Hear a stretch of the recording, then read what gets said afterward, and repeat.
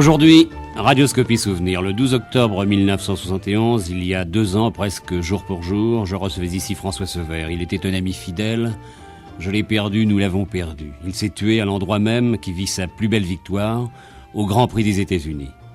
Vous aimerez sans doute à le retrouver, tel qu'il était, enthousiaste et déterminé. Sevère parle ici de la mort, car pour certains, la mort, c'est aussi un choix.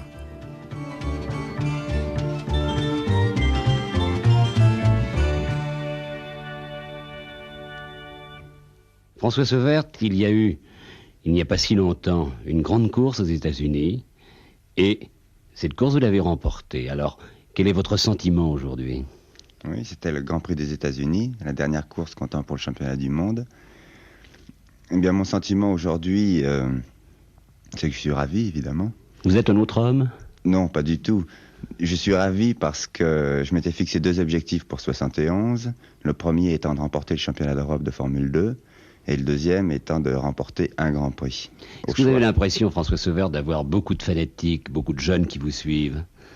Le courrier augmente, des jeunes justement, et ça me fait très plaisir. Je ne sais pas combien ils sont en tout, mais je reçois pas mal de courriers maintenant. C'est une passion pour les jeunes, l'automobile. Oui. Donc on va essayer de mieux vous connaître, François Sevère. D'abord, je voudrais vous dire ces quelques lignes qui ont été écrites par un journaliste. D'ailleurs, l'article n'est pas signé, mais je crois qu'elles vous définissent bien. Lorsque l'on voit Sevère pour la première fois, on ne peut manquer de penser au fameux profil de jeunes gens dessinés par Cocteau, le même regard immense, la même légèreté, la même grâce. Est-ce que vous êtes d'accord ? Bien sûr que oui. Je sais pas, surtout sur la grâce. Vous êtes grand, vous savez beau. Je le sais, on me le dit, alors je le crois. Pourquoi n'avez-vous pas fait une carrière de cinéma, dans le cinéma ? Parce que ça m'a jamais intéressé. Alors on va essayer de reconstruire un peu votre vie. Vous avez quel âge ? J'ai 27 ans. Et tout a commencé comment ? Je crois par les disques d'ailleurs. L'automobile n'a pas commencé par les disques, mais ma vie professionnelle, enfin j'ai gagné mon premier argent par les disques, effectivement. Vos parents étaient joailliers ? Oui, mon père est joaillier à Paris. Et il était entendu qu'au retour du service militaire, je devais travailler avec lui pour prendre une éventuelle succession plus tard, lorsqu'il se retirerait. Et puis, j'avais de plus en plus de faire d'automobile, parce que de toute façon, l'automobile, ça me trottait dans la tête depuis bien longtemps. Et au retour du service militaire, j'ai préféré ne pas travailler avec mon père, parce que je savais que je n'aurais jamais de temps libre, et je pourrais en aucun cas essayer de faire de l'automobile. Alors, je me suis fait engager dans une compagnie qui vend des disques éducatifs, c'est-à-dire des disques d'allemand, de maths, de français, etc. Même pas la variété. Même pas la variété. Déjà le côté culturel. C'est le côté culturel. Alors on vendait ces disques en faisant du porte-à-porte. C'était la méthode de vente. Et ça marchait assez bien. Je crois que c'est la vraie méthode pour vendre ce genre de... Mais à ce moment-là, vous ne gagnez pas beaucoup d'argent. Pas suffisamment pour acheter une voiture de course et commencer à courir. Mais car déjà, vous ne pensiez qu'à ça. C'était mon objectif. Je voulais je voulais au moins essayer. Parce qu'on ne peut jamais savoir si on va vite en automobile tant qu'on n'a pas fait de course. Mais lorsque vous étiez très jeune, est-ce que vous aviez l'idée de vous lancer dans cette carrière, dangereuse d'ailleurs ? Écoutez, ça remonte à très loin, puisque maman me dit tout le temps, quand tu étais tout bébé, que tu savais dire quelques mots, tout ce que tu voulais, c'est une Toto.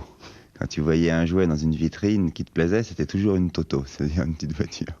Vous ne vous voyez pas dans le magasin de vos parents ?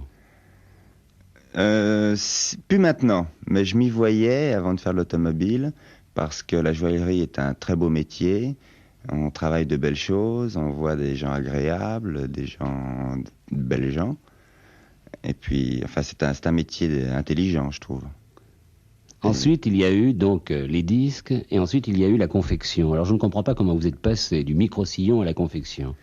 Mais je suis passé du micro-sillon à la confection parce que le micro-sillon me prenait trop de temps. C'est-à-dire que les méthodes qui étaient utilisées par la compagnie en question étaient très strictes. Nous avions un horaire très strict. Nous devions faire un certain score par jour de visite.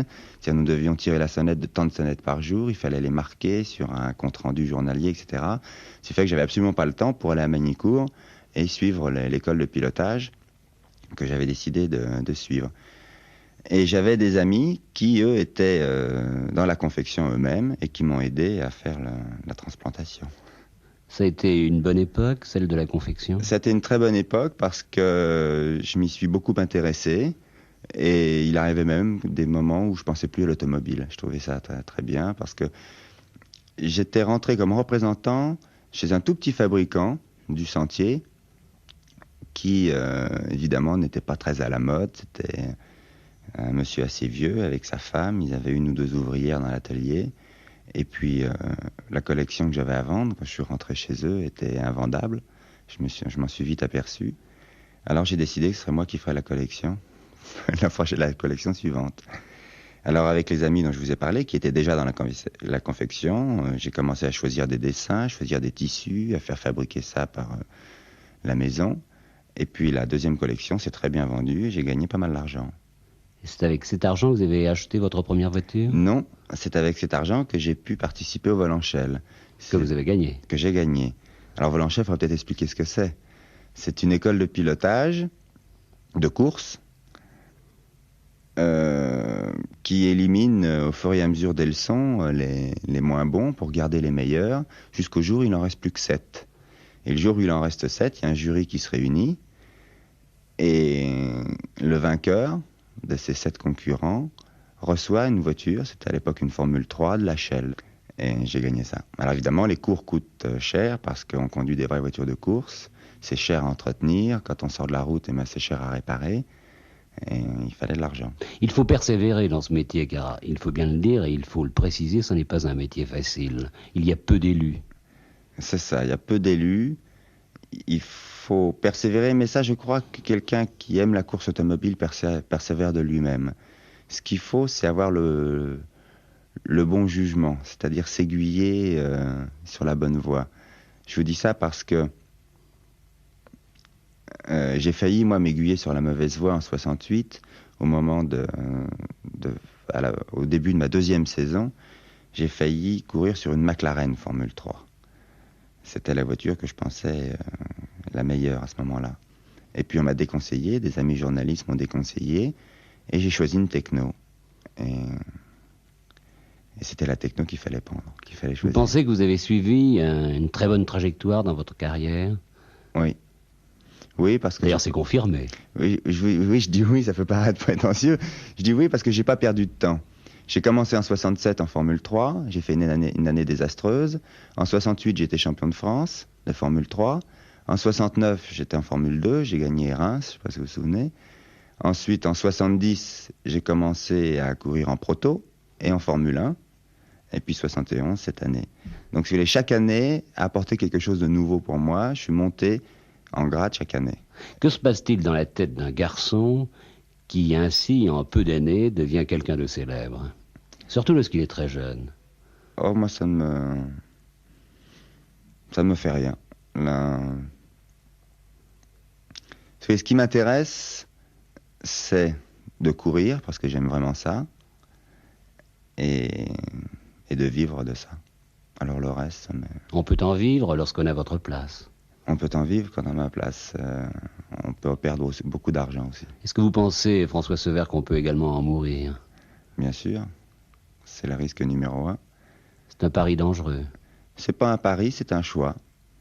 C'est un choix que j'ai fait parce que il y a 2 solutions pour moi. Ou je cours en prenant le risque et je fais ce qui me plaît, ou je ne cours pas et je vis une vie qui m'intéresse pas du tout. Alors, ça ne me préoccupe pas du tout, j'y pense même pas. Le choix est fait au départ et puis la ligne est tracée. Lorsque vous êtes sur un circuit, vous allez à une vitesse parfois à 300 à l'heure, mais lorsque vous vous retrouvez dans la vie normale et que vous avez une voiture encore tout à fait normale, est-ce que vous faites le fou? Sûrement pas le fou, non, parce que je suis trop conscient des risques possibles en voiture, mais si vous voulez, ce qu'on peut dire, c'est que je conduis plus vite que la moyenne des gens sur la route. Je veux dire par là que vous êtes sans doute plus prudent que ceux qui circulent d'une manière habituelle, parce que vous savez ce que c'est, vous. Absolument. Tout en conduisant plus vite, je suis plus prudent. Je risque moins également, parce que je sais parfaitement adapter la vitesse aux conditions d'adhérence de la route. Par exemple, vous voyez, sur la route, c'est pas une fierté personnelle, mais je me fais rarement doubler, c'est normal, je roule assez vite. Par contre, quand il pleut, je me fais tout le temps doubler. ça prouve bien qu'il y a beaucoup de gens qui sont inconscients sur la route. Vous saviez, François Seuvert, que tout se passerait ainsi, que vous gagneriez aussi vite une grande course, car le Grand Prix des États-Unis, ce n'est pas n'importe quoi. Non, je le savais pas, je l'espérais. Vous y comptiez. C'est parce que vous êtes sûr de vous. Il y a Non, un peu de vanité, de l'ambition ou simplement de l'orgueil. Non, c'est pas du tout ça. C'est que je m'étais fixé 2 objectifs en 71. Ces objectifs, c'était pas par vanité ou par orgueil, c'était pour suivre une progression. Parce que l'année dernière, j'ai fait une demi-saison de Formule 1, en me classant dans les 8e, les 6e, les 10e, etc. Et puis cette année, je voulais être dans la même seconde que Jackie Stewart et gagner un Grand Prix. Parce que si j'étais dans la même seconde que Jackie Stewart, je pensais qu'avec un peu de chance, j'arriverais à gagner un Grand Prix. En imaginant ma victoire à un Grand Prix, j'imaginais être en 3e ou 4e position et bénéficier d'abandon des voitures de tête. Je suis doublement content parce que c'est pas comme ça que j'ai gagné aux États-Unis, j'ai vraiment gagné la course. Mais je voulais gagner un Grand Prix pour suivre la progression normale de ma carrière. Maintenant, je fais partie des vainqueurs de Grand Prix, c'est une étape que j'ai franchie. Et maintenant, la prochaine... Ça vous donne du tonus pour la prochaine. C'est ça, je me dis maintenant j'ai gagné un Grand Prix, il n'y a pas de raison que... Tant que vous ne l'avez pas fait, vous ne savez pas trop bien si c'est possible, dans quelles conditions ça va être réalisé, etc. Maintenant que je l'ai fait, il n'y a pas de raison que je ne le refasse pas. Et si je gagne plusieurs Grands Prix, il n'y a pas de raison que je sois champion du monde un jour aussi. Vous y pensez. Bien vous êtes sûr. D'ailleurs 3e. Je suis 3e cette année. Ouais. En tout cas, votre but, c'est le championnat du monde. C'est même plus que ça, parce que un pilote peut être capable d'être champion du monde, c'est-à-dire il peut avoir les qualités requises pour être champion du monde, sans être champion du monde. Je pense à Jim Clark, par exemple, qui n'a gagné qu'1 ou 2 fois le championnat du monde, alors qu'il aurait dû gagner le championnat du monde toutes les années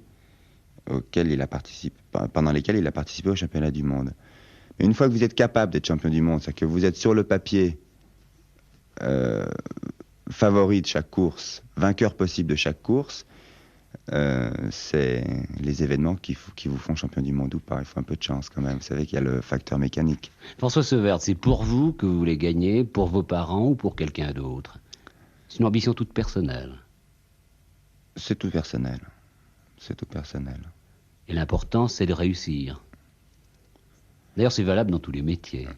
Oui, même pas, mais la réussite me dit rien de spécial à moi. Vous savez, c'est très... Bravo. Je suis pas si calculateur que ça. Je fais ce que j'aime, et comme j'ai un tempérament de gagneur, ça m'amuserait pas si je savais que je pouvais pas gagner. Ce qui vous importe, c'est de monter sur le podium, voilà, au numéro 1, ça. Mais vous ne voulez pas voir quelles en sont les conséquences. Voilà, ça m'intéresse pas du tout. On va prendre une première pause musicale. Vous avez choisi les Beatles. François Seuvert, vous conduisez votre carrière avec prudence et avec application. On pense d'ordinaire que les jeunes pilotes, les jeunes loups, comme on dit, prennent des risques insensés pour gagner, c'est-à-dire pour percer. C'est vrai en tout cas au début d'une carrière, au tout début. Il est certain que j'ai pris des risques en Formule 3, parce que vous êtes dans un peloton avec 15 jeunes loups qui vous entourent, et il faut absolument être le meilleur de ceux-là.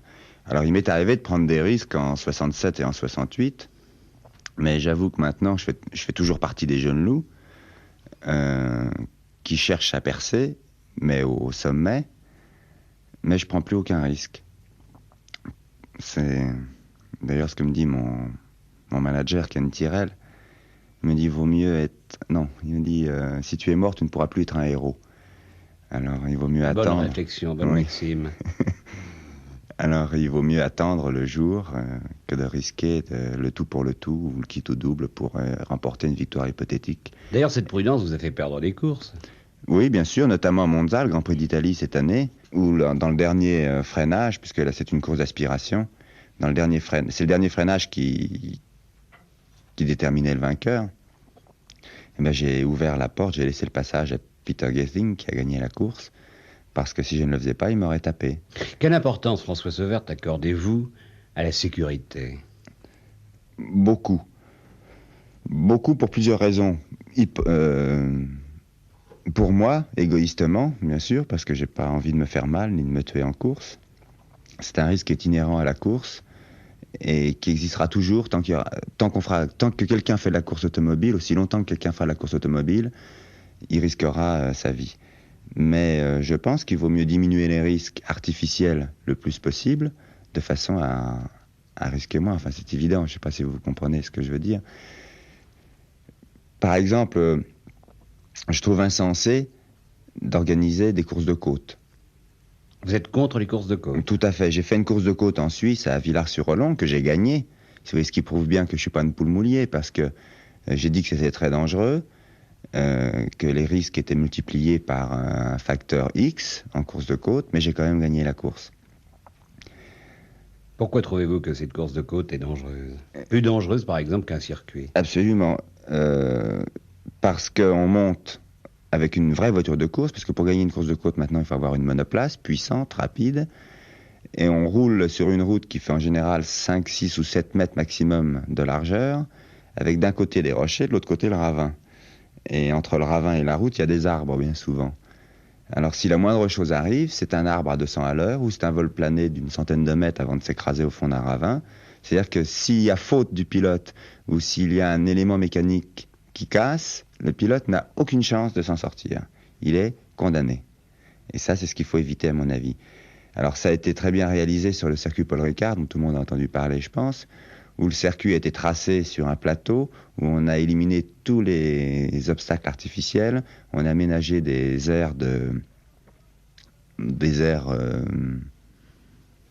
parking Non, des endroits, si vous voulez, où la voiture peut se freiner avant de taper. Ah oui, d'accord, ouais.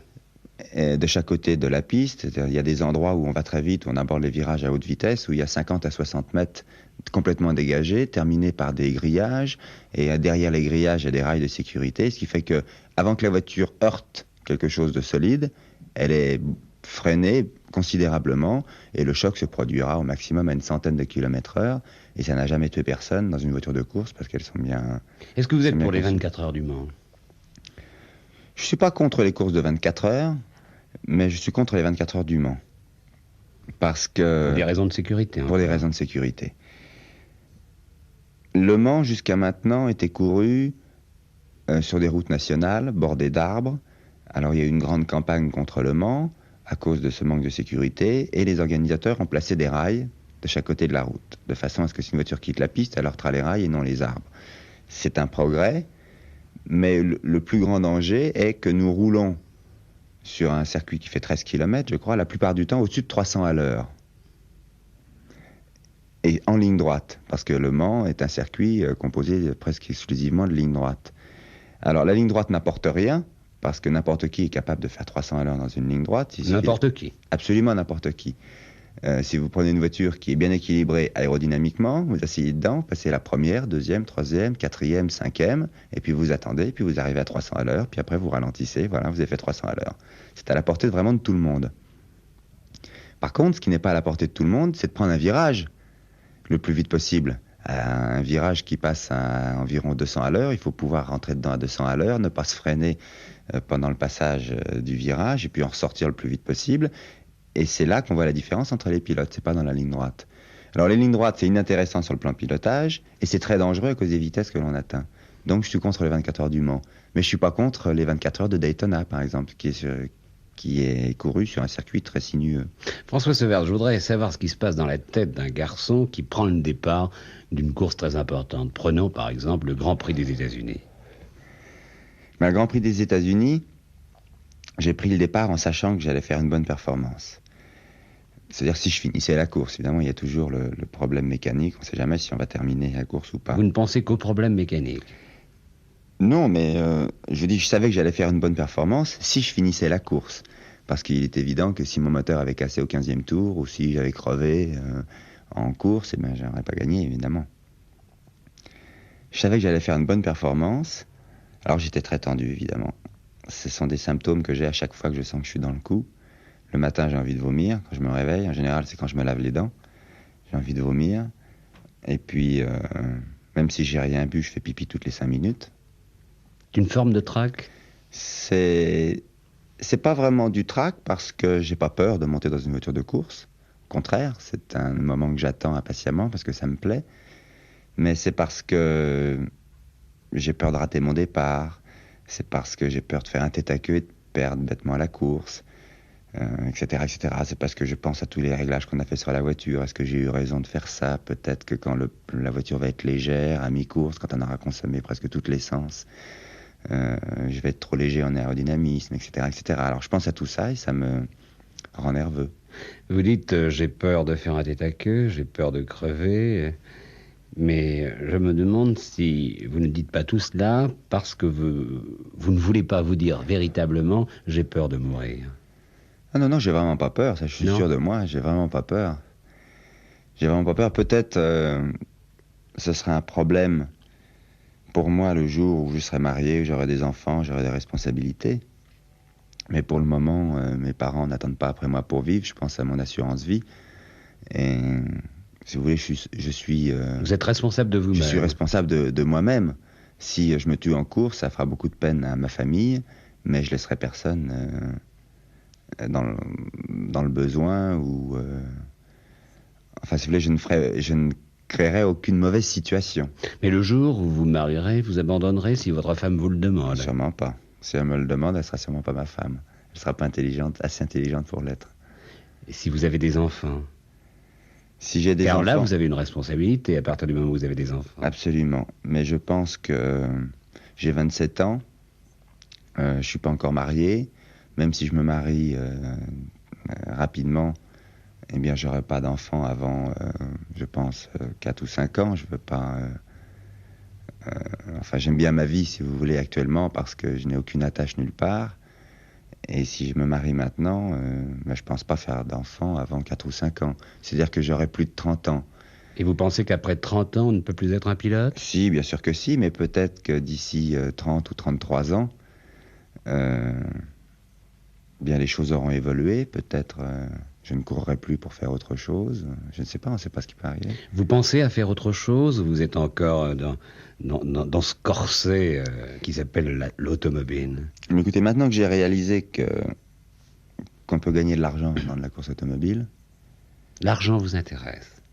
L'argent m'intéresse. Pour faire autre chose, peut-être? Pas forcément pour faire autre chose. En fait, un petit peu, si, pour faire autre chose. Parce que voilà mon raisonnement actuel. Je me dis que si je gagne beaucoup d'argent dans les années à venir, ce serait peut-être idiot de risquer ma vie tous les dimanches, alors que je pourrais faire quelque chose d'autre, toujours dans la course automobile sûrement, puisque c'est ça qui me passionne, sans risquer ma vie. Oui, c'est aussi un raisonnement un peu égoïste, mais je pense ça maintenant, mais le jour où il faut prendre la décision d'arrêter, je pense que c'est difficile. Ce sera même impossible. Peut-être. Vous êtes le beau-frère de Jean-Pierre Beltoise, qui est un très grand champion. Or, Jean-Pierre n'a jamais obtenu une victoire comme la vôtre. Est-ce que vous ne pensez pas qu'il peut vous en vouloir? Qu'il peut y avoir un peu de jalousie? Je ne le pense pas, mais non, ça serait humain. Ça serait humain, mais pas de la part de Jean-Pierre. Je le connais très bien. De toute façon, Jean-Pierre sait très bien que cette victoire, il y a longtemps qu'il aurait dû l'avoir lui. S'il ne l'a pas eu, c'est par manque de chance. Tout le monde se souvient de sa course à Clermont-Ferrand, par exemple, l'année dernière, où il était en tête avec plus de 15 secondes d'avance. Et il a crevé, il a perdu la course, et puis dans bien d'autres occasions. Il a même failli gagner le Mans, je crois, en 69. Jean-Pierre est convaincu qu'il est capable de gagner lui aussi une course. Moi, je pense que c'est dommage qu'il ne l'ait pas fait avant moi, parce qu'il le mérite plus que moi. Il a plus souffert pour le sport automobile que moi j'ai souffert, et il l'aurait mérité avant moi. Maintenant, une question très importante. Est-ce que les courses automobiles sont utiles? Beaucoup de ceux qui nous écoutent pensent peut-être que nous parlons de voiture, de vitesse, de fureur de vivre. Il faudrait peut-être prolonger l'entretien et dire que une course automobile va plus loin que le kilométrage. C'est vrai. De toute façon, c'est évident pour tout le monde que les faraillottes, ça vient de la course automobile, les freins à disque, ça vient de la course automobile, les huiles qui maintenant empêchent les bielles de couler. Il n'y a pas si longtemps encore, tout le monde coulait des bielles sur toutes les voitures. Ça vient de la course automobile. Mais je ne sais pas si dans la tête d'un directeur de course, d'une usine quelconque, il y a ce sentiment de servir l'industrie automobile. Je crois pas. Non, eux pensent simplement à la victoire. À la course, c'est ça. À la course ou plutôt à la victoire de la firme qu'ils représentent? Les deux. les deux. Il pense à plusieurs choses. Il pense à la satisfaction personnelle d'avoir conçu une voiture et de l'amener au drapeau à damier. Il pense à la victoire de la firme qu'il représente. Et puis il pense à la course. Vous savez, c'est un virus. Tous les mécaniciens de course, tous les directeurs d'écurie, tous les pilotes sont vraiment, j'allais dire des gens à part, mais c'est pas vrai. Mais ils vivent vraiment la course d'une façon différente des spectateurs, même des plus grands fans. Vous vous comparez avec qui? Vous êtes pilote. Est-ce que un pilote est comme un torero, par exemple? Évidemment, un torero prend des risques, mais je crois qu'un pilote en prend plus parce que le risque... si vous voulez, ce qu'un pilote risque dans un accident, c'est surtout la mort. Alors qu'un torero, c'est une blessure plus ou moins grave. Vous savez, quand vous quittez la piste à 250 ou à 300 km/h et que vous tapez un obstacle, la voiture prend feu, en général, vous n'êtes pas là pour le raconter après. Alors qu'un torero, bien souvent, il a l'occasion de raconter la sensation qu'il a eue quand la corne lui est rentrée dans le ventre. Beaucoup de vos anciens sont morts en course automobile, et ça ne vous fait pas peur? Non, pas du tout. Ça n'est pas de l'inconscience, simplement... Non, c'était de l'inconscience pendant longtemps. Jusqu'au jour où, l'année dernière, à Monza, je suis sorti de la route dans la courbe Ascari, qui passe à un peu plus de 300 à l'heure. J'ai fait un tête-à-queue, et heureusement, dans mon tête-à-queue, j'ai rien touché. C'est fait qu'il n'y a pas eu de choc, la voiture n'a pas été abîmée, j'ai pas été blessé. Et puis le lendemain, 200 mètres plus loin, à 140 à l'heure, Rindt est sorti de la route, et il s'est tué. Et ça m'a fait un drôle d'effet parce que je me suis dit quand même, c'est drôlement bizarre. Moi, je suis sorti là à 300 à l'heure, lui est sorti à 150 à l'heure, et il est mort. Alors ça aurait très bien pu m'arriver à moi. Enfin, c'est difficile parce que... C'est une impression fugitive. C'est une impression fugitive, c'est difficilement racontable. Et depuis ce moment-là, je suis tout à fait conscient des risques que je prends, mais j'en ai pas plus peur pour ça. Je suis persuadé d'ailleurs que dès lors qu'un pilote pense à l'accident, il doit s'arrêter de courir. Pas s'il pense à l'accident, parce que moi je pense à l'accident en course, mais pas par peur de me faire mal ou de me tuer, par peur de perdre la course. C'est-à-dire que si je prends un risque qui peut m'amener à un accident, je ne le prends pas parce que je me dis, tu vas perdre la course, c'est trop idiot. Et c'est pas parce que j'ai peur de me faire mal. Menditegui, qui était un champion aussi, que vous avez peut-être reconnu, qui était un Argentin, me disait avant de partir, avant de prendre le départ d'une course, tu vois, nous sommes 30 ou 20, et il y en a au moins 2 qui vont mourir. Oui, non, pas... C'était autrefois. Oui, autrefois. J'ai l'impression d'ailleurs qu'il y a une barrière qui sépare les anciens des nouveaux. Ce n'est pas du tout le même esprit. Les anciens d'il y a longtemps, oui. Je me souviens par exemple... à Villars-sur-Olon, j'ai déclaré à la télévision que la course de côte était très très dangereuse, que les autorités suisses devraient au contraire... Vous savez que la course est interdite en Suisse, la course automobile sur circuit est interdite. Alors j'avais dit à la télévision, je pense que les autorités suisses devraient plutôt autoriser la construction d'un circuit bien construit, sûr, et interdire les courses de côte. Il y aurait sûrement beaucoup moins de risques d'accident. Et à ça, Louis Chiron, qui a été un champion automobile des années, je ne sais plus quand, mais enfin, il y a bien longtemps maintenant. Une vingtaine d'années, oui. Oh, oui, au moins une vingtaine d'années. A trouvé ma déclaration complètement idiote et il a dit les pilotes modernes, les jeunes pilotes ne savent plus mourir. Un pilote, il n'a rien à dire, il doit courir. En gros, c'était ça. Il a dit il n'a aucun commentaire à faire. Son seul rôle, c'est de courir, quelles que soient les conditions. La phrase qui me fait peur, c'est celle-ci. Les pilotes ne savent plus mourir, c'est grave. Oui, c'est des choses qu'on dit comme ça. Je suis même persuadé qu'il ne n'a pas pensé. Pas. C'est des choses, voulait dire sans doute que les pilotes arguments. Doivent savoir vivre. Oui, plutôt. Nous allons écouter un disque de Georges Brassens, La non-demande à mariage. Mon invité, vous le savez, c'est François Severt, et je voudrais savoir si, de temps en temps, vous n'essayez pas de jouer tout de même à quitte ou double sur une course. Non, vraiment pas. C'est-à-dire, je veux être premier, je passe, je prends des risques. Vous m'avez dit non tout à l'heure, mais Je l'ai fait, c'est vrai. C'est vrai que je l'ai fait. Mais je l'ai fait à un moment où je pensais moins que maintenant. Qu'est-ce que vous reprochez aux anciens? Vous êtes le nouveau. Ce que je reproche aux anciens, c'est de ne pas s'adapter à la course, aux voitures de course modernes. Vous savez, De ne pas s'adapter ou de ne pas vous comprendre? ou de ne pas pouvoir comprendre. Parce que souvent, je pense que quelqu'un qui ne peut plus comprendre les problèmes nouveaux doit se retirer pour laisser la place à quelqu'un d'autre.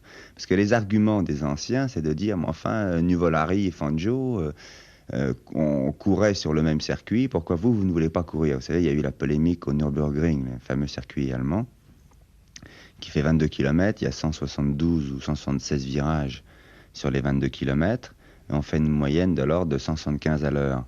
Maintenant, seulement il y a 10 ans, la moyenne autour était de l'ordre de 100 à l'heure.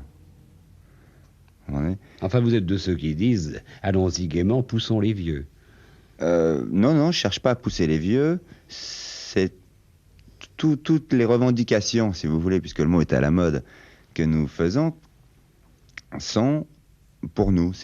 Nous les faisons égoïstement. C'est pour protéger notre sort. Quand nous avons demandé de faire des travaux au Nürburgring pour le rendre plus sûr, c'était pour nous, c'était pas pour jeter les vieux. Vous vivez dans votre cercle, dans ce que certains appellent d'ailleurs une mafia, mais est-ce que vous essayez de faire profiter les autres de vos expériences? Est-ce que vous avez des conversations avec des gens qui, par exemple, ont une haine pour l'automobile? Eliana, vous savez, je pense à tous ceux qui vous considèrent comme des fous. Ces types qui se lancent à 300 à l'heure, mais ils sont véritablement des fous. Oui, j'ai remarqué ça. Seulement, il m'est arrivé de conduire, de piloter ces personnes sur la route. Et c'est pas parce que ces personnes étaient avec moi à bord de ma voiture que je conduisais plus vite ou moins vite, plus prudemment ou moins prudemment. Je conduisais à chaque fois comme j'ai l'habitude de conduire. Et ces personnes à chaque fois m'ont dit, mais quelle sensation de sécurité on a avec vous. Et pourtant, on roulait à 180 à l'heure sur la route, ou 170, ou même 200 quelquefois, quand les circonstances ou le profil de la route le permettent. C'est vrai, ça n'est jamais une question de vitesse, c'est une question de conduite. Bien sûr, c'est une question de conduite, mais c'est une question de savoir, je parle sur la route, je parle pas en course, de savoir adapter sa vitesse aux circonstances. C'est-à-dire que il y a des virages, par exemple, sur la route, qui passeraient en toute sécurité, sans avoir besoin d'être un pilote, disons à 150 à l'heure. Mais au milieu de ce virage, il y a un chemin qui arrive sans visibilité. Mais moi, je ne passerai jamais à 150 à l'heure dans un virage s'il y a un chemin qui arrive en plein milieu où une voiture peut sortir, ou une charrette, ou un tracteur, etc. Parce que je sais que j'aurai pas la place de m'arrêter. La course, de toute manière, aide à mieux conduire en ville ou sur la route. Oui, bien sûr, de toute façon. Non, je veux dire par là, est-ce qu'il ne faudrait pas obliger tous ceux qui conduisent à des circuits? Oui, je vais vous donner un exemple. Une fois, j'étais sur l'autoroute, je rentrais sur Paris, et d'un seul coup, brusquement, toutes les voitures devant nous, il y avait pas mal de circulation, ont freiné très brusquement. Et à côté de moi, il y avait une 404. Le conducteur de la 404 a freiné aussi fort que moi, aussi brusquement que moi, pour s'arrêter avant de taper les voitures qui étaient devant, mais il est parti en tête à queue. Ça prouve bien qu'il savait pas conduire. Et si cette personne, on lui avait appris à freiner, on lui avait appris à contrôler une amorce de dérapage, ou appris bien d'autres choses, même à se guider en tête à queue, si vous voulez, au pire, mais enfin ça, c'est encore autre chose, eh bien, cette personne ne serait sûrement pas partie en tête à queue, parce qu'elle est partie en tête à queue dans le fossé, et la voiture s'est renversée sur le côté. Le conducteur n'avait rien, il était seul à bord. Enfin, c'est un danger, parce qu'il aurait aussi bien pu traverser l'autoroute et heurter les voitures qui venaient en sens inverse. Est-ce que les Français conduisent bien?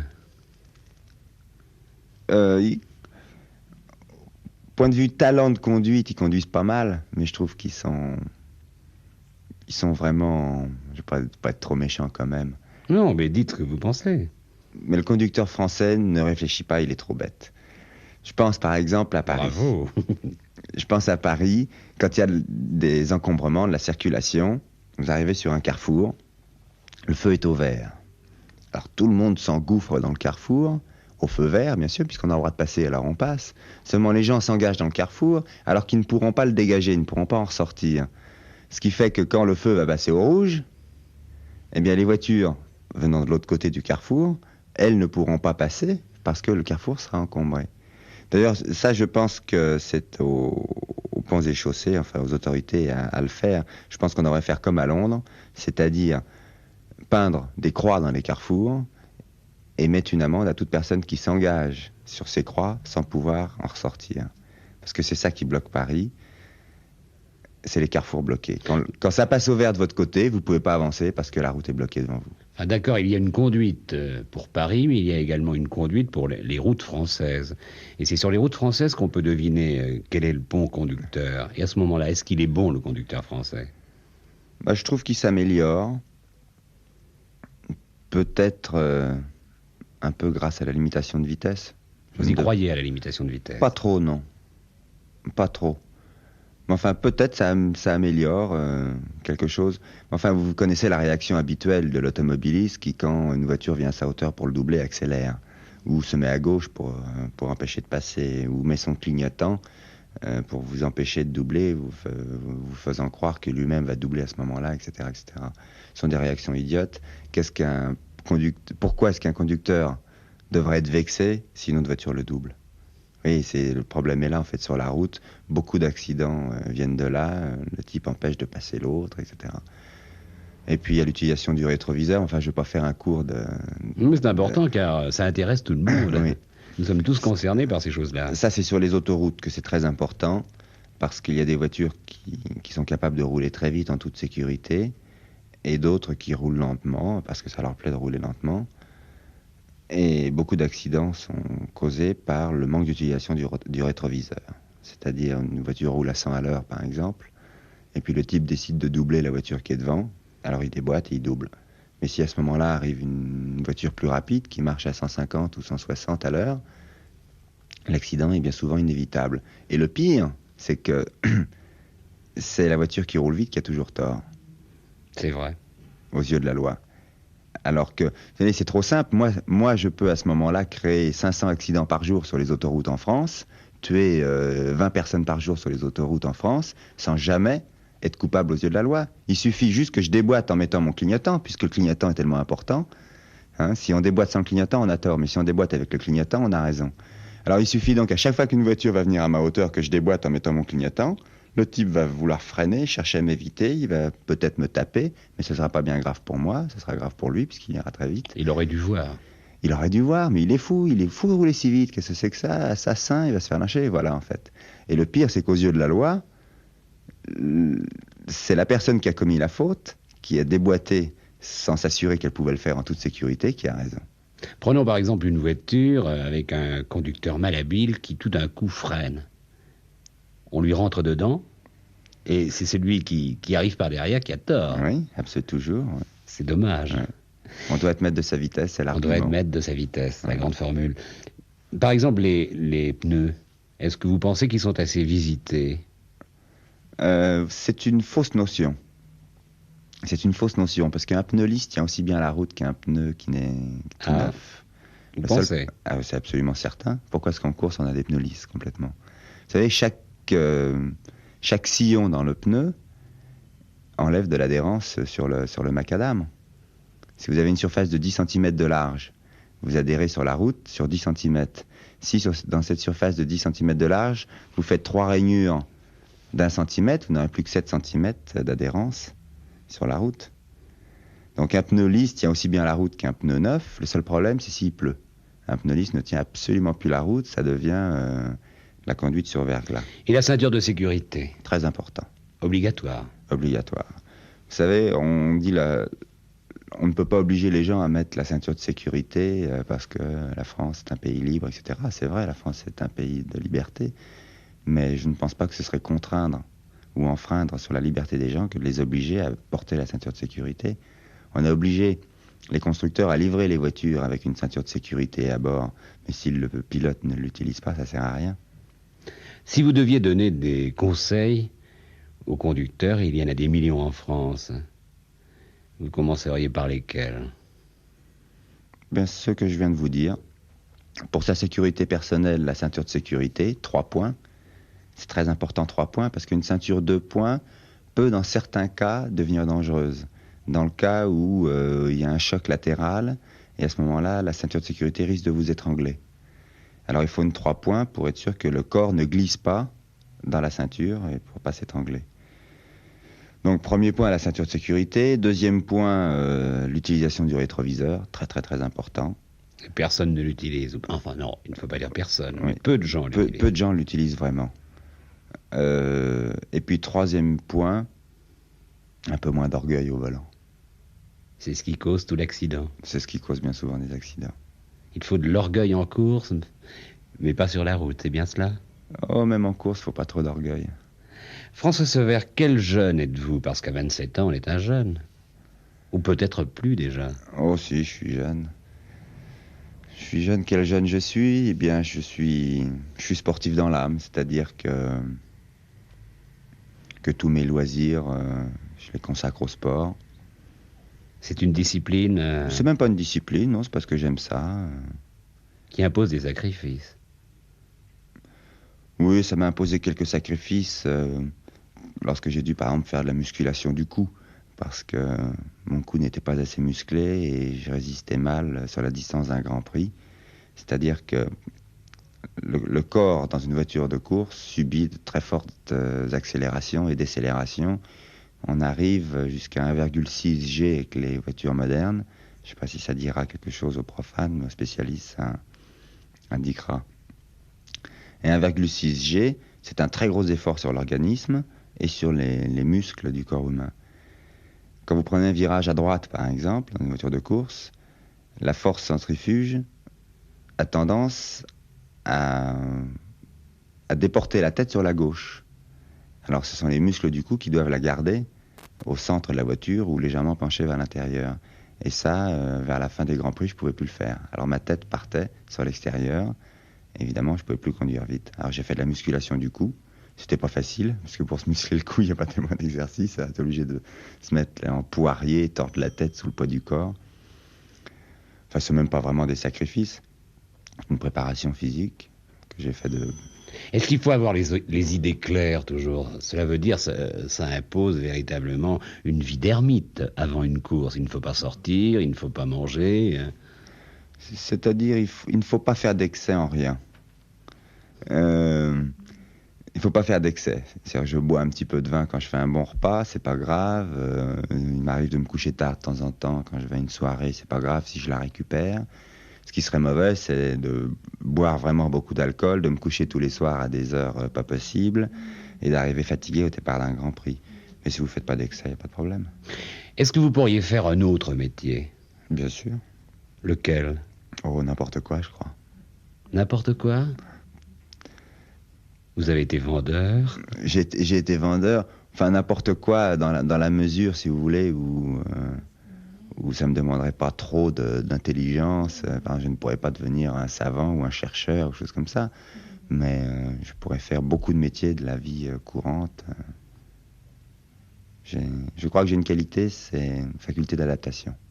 Quels sont vos goûts? Vous lisez beaucoup? Vous écoutez de la musique? Vous allez au cinéma? Vous allez au théâtre? J'aimais beaucoup la musique. J'ai fait moi-même une quinzaine d'années de piano classique où j'ai prenais des leçons et j'adorais ça. J'étais au festival de Bayreuth, j'étais au festival de Salzbourg. J'y suis allé plusieurs fois même à ces festivals. J'avais des amis qui étaient pianistes également. Alors on passait nos dimanches à écouter nos interprètes préférés. Ensuite on s'enregistrait nous-mêmes pour les comparer avec nos interprètes, etc. Et puis, plus ça va, moins j'ai le temps d'écouter de la musique. Et moi, j'en écoute, et évidemment, moi, je l'aime. Et les livres? Les livres, c'est un bon moyen de se coucher tôt. Parce que quand on est en déplacement, quand on va faire des courses, en général, on se retrouve à plusieurs écuries dans le même hôtel. Alors, le soir, après le dîner, il y a une solution qui est très agréable, c'est de rester entre nous, de parler, etc. Et puis, d'un seul coup, on regarde sa montre, on s'aperçoit qu'il est 11h, oh là là, comme il est tard. Alors la solution de se coucher tôt, c'est tout de suite après dîner d'aller se coucher, prendre son livre, de bouquiner dans le lit, et puis s'endormir. Est-ce que vous pourriez écrire vous-même un livre? Est-ce que vous en auriez le talent? Car il est probable que dans très peu de temps, on verra un livre en librairie qui sera signé François Sauverte. Mais est-ce que c'est vous qui l'aurez écrit? Bah, j'y pense beaucoup, justement. À l'écrire vous-même? À l'écrire moi-même ou à le faire écrire, je sais pas encore. Mais j'y pense beaucoup. De toute façon, j'écris déjà des articles. Oui, mais pourquoi justement ne pas l'écrire vous-même? Oui, pourquoi ne pas l'écrire moi-même? Seulement, ça demande beaucoup, beaucoup de temps. Et je sais pas si écrire un bon livre, c'est faisable pendant ma carrière. Peut-être, si je veux l'écrire moi-même, il faudra que j'attende le jour où j'arrêterai de courir. François Sauverte, est-ce que vos parents sont contents de vous aujourd'hui? Maintenant que vous avez cette réussite, ils doivent peut-être être terriblement fiers, alors qu'au départ, ils n'étaient pas tout à fait d'accord. J'étais même pas d'accord du tout. Ils sont très contents parce que, surtout mon père, enfin c'était mon père qui était la grande opposition au départ, parce qu'il pensait que coureur automobile, c'était en aucun cas un métier, c'était une occupation de milliardaires ou de gigolos ou de personnes entretenues, enfin vous voyez, mais c'était en aucun cas un métier sérieux. Et il s'est rendu compte, à la fois au contact de Jean-Pierre Beltoise, qui est mon beau-frère, et puis par moi, que le métier de coureur automobile est un métier très sérieux. Qu'attendez-vous de la vie, François Sauverte? Rien. À 27 ans, on a le droit d'attendre. Elle ne vous a pas tout donné. Non, rien. Et elle ne vous a rien pris. Elle m'a rien pris. Pour le moment, elle m'a beaucoup apporté, elle m'a beaucoup donné. J'attends rien de spécial, en fait. Je suis très content de mon sort. Plus ça ira, plus j'espère être content de mon sort. C'est tout ce que j'attends de la vie. Vous êtes content de votre sort ou vous êtes content de vous? Évidemment, je suis content de moi parce que j'ai gagné des courses, parce que j'ai réussi à faire ma vie sans l'aide de personne. Mais je ne pense pas que, si vous voulez, que la réussite que j'ai jusqu'à maintenant soit uniquement due à moi. Il y a le facteur chance. Il n'y a pas de réussite gratuite. Il n'y a pas de réussite gratuite. Mais je veux dire, par exemple, j'ai gagné le Grand Prix des États-Unis. Mais il est évident que si j'ai pas eu une bonne voiture, j'aurais pas gagné le Grand Prix des États-Unis. Et après la victoire, je me suis dit quand même, c'est pas si difficile que ça que de gagner un Grand Prix quand on a une bonne voiture. J'ai l'impression, François Sauverte, que vous êtes très exigeant. C'est-à-dire que je crois être assez conscient de ce que je peux faire. Et je ne veux pas faire moins que ce que je crois être capable de faire. Et si je rate ce que je voulais faire, je suis pas content du tout. Vous avez dit une fois, et nous allons terminer sur cette phrase, « Je pense avoir su faire de ma passion un métier. » Oui, c'est tout à fait ça. Un métier qui était hélas très dangereux. L'entretien que vous venez d'écouter est une rediffusion. J'avais reçu François Sauverte le 12 octobre 1971.